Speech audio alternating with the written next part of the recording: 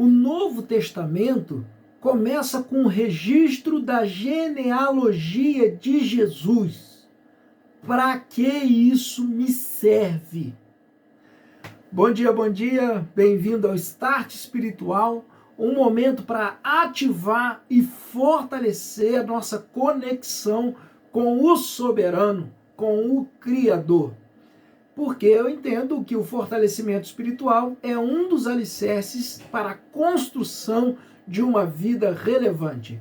E hoje nós vamos começar a ler o livro de Mateus, o primeiro livro do Novo Testamento, e eu entendo que em cada leitura bíblica nós vamos perceber um ensino poderoso para as nossas vidas. E para facilitar o entendimento, hoje eu farei a leitura na tradução linguagem de hoje. Mateus, capítulo 1, dos versos 1 ao 17, diz assim: Esta é a lista dos antepassados de Jesus Cristo, descendente de Davi, que era descendente de Abraão. Abraão foi pai de Isaque, Isaque foi pai de Jacó, e Jacó foi pai de Judá e de seus irmãos. Judá foi pai de Pérez e de Zera, e a mãe deles foi Tamar. Pérez foi pai de Esrom, que foi pai de Arão. Arão foi pai de Aminadab, que foi o pai de Nasson, que foi o pai de Salmão. Salmão foi o pai de Boaz. A mãe de Boaz foi Raabe. Boaz foi pai de Obed, e a mãe de Obed foi Ruth. Obed foi pai de Jessé, que foi o pai do rei Davi. Davi e a mulher que tinha sido esposa de Urias foram os pais de Salomão. Salomão foi o pai de Roboão, que foi o pai de Abias, que foi o pai de Asa. Asa foi o pai de Josafá, que foi o pai de Jorão, que foi o pai de Uzias. Uzias foi o pai de Jotão, que foi o pai de Acás, que foi o pai de Ezequias. Ezequias foi o pai de Manassés, que foi o pai de Amon, que foi o pai de Josias. Josias foi o pai de Jeconias e dos seus irmãos, no tempo em que os israelitas foram levados como prisioneiros para a Babilônia. Depois que o povo foi levado para a Babilônia, Jeconias foi o pai de Salatiel, que foi o pai de Zorobabel. Zorobabel foi o pai de Abiúde, que foi o pai de Eliaquim, que foi o pai de Azor. Azor foi o pai de Sadoc, que foi o pai de Aquim, que foi o pai de Eliúde. Eliúde foi o pai de Eleazar, que foi o pai de Matã, que foi o pai de Jacó. Jacó foi o pai de José, marido de Maria, e ela foi a mãe de Jesus, chamado Messias. Assim houve 14 gerações, desde Abraão até Davi, e 14 desde Davi até que os israelitas foram levados para a Babilônia. Daí, o nascimento do Messias também houve 14 gerações. Lemos o registro da genealogia de Jesus, ou seja, a relação dos descendentes de Jesus. Então vem na mente a pergunta: para que isso me serve? Bem, para os judeus do primeiro século, esse texto foi muito importante, pois ele mostra que Jesus era o tão esperado Messias, chamado nas profecias como o filho de Davi. Entenda essa expressão como o descendente de Davi, o líder prometido que salvaria os judeus da opressão e estabeleceria um novo reino. Mateus começa o evangelho dizendo: Jesus era aquele que todos estavam esperando. E eu poderia olhar para cada verso dessa genealogia e trazer uma aplicação. Mas para hoje, para este devocional, eu chamo a atenção para o nome de algumas mulheres nessa genealogia. Não era comum a citação de mulheres numa genealogia judia. A simples presença desses nomes femininos já é um fato surpreendente e extraordinário. Mas quando nós prestamos atenção e pensamos quem eram essas mulheres e as coisas que elas fizeram, a menção do nome delas ainda é mais surpreendente. Por exemplo, o texto fala de Raabe.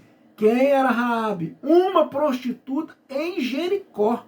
Está lá em Josué capítulo 2, do 1 ao 7. Fala de Ruth.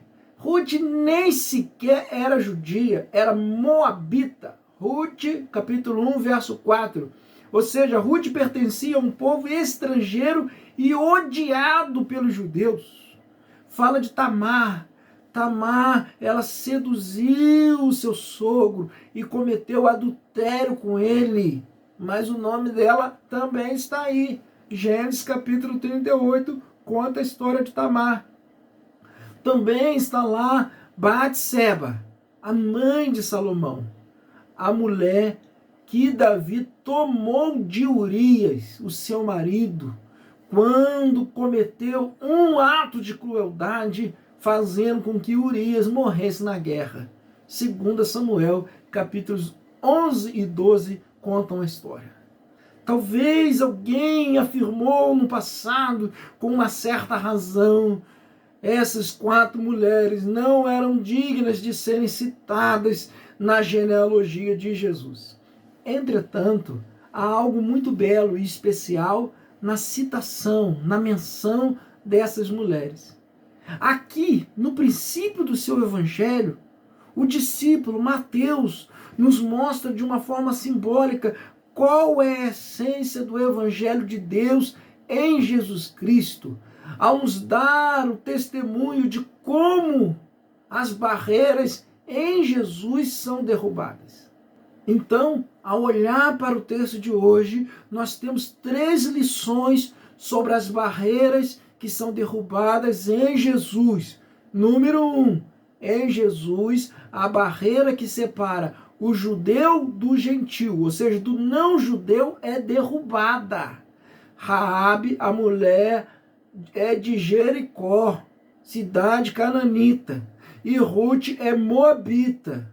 E elas estão ali na linha direta dos antepassados de Jesus. Já que entendemos que para Deus não há judeu, nem grego, nem nacionalidade, o amor de Deus é universal, alcança a todos em todos os lugares. Número 2, em Jesus, a barreira que separa o homem da mulher é derrubada. Como eu disse, não é comum falar das mulheres na genealogia, mas na genealogia de Jesus, lá estão elas. O antigo desprezo pela figura da mulher desaparece em Jesus. Para Deus, o homem e a mulher estão igualmente perto do seu amor, da sua graça e da sua misericórdia. O homem e a mulher para Deus são igualmente importantes no seu projeto de salvação. Louvado seja Deus por isso. Número 3. Em Jesus, a barreira que separa o santo do pecador é derrubada. Os descendentes de Jesus não são os perfeitinhos. As suas histórias são marcadas pelo erro, pelo engano, pelo pecado. As famílias citadas aqui não são perfeitas. Inclusive, não existe família perfeita. E Deus, de uma forma extraordinária, permite que famílias manchadas pelo pecado, mulheres manchadas pelo pecado, estejam citadas na genealogia de Jesus. Jesus vai dizer claramente, Mateus 9,13, eu vim não para chamar os justos, mas os pecadores ao arrependimento. Em Jesus, o amor de Deus alcança todas as pessoas. E aqui, nos primeiros versos do Novo Testamento, no início do Evangelho, nos é dado uma introdução da grandeza universal do amor de Deus.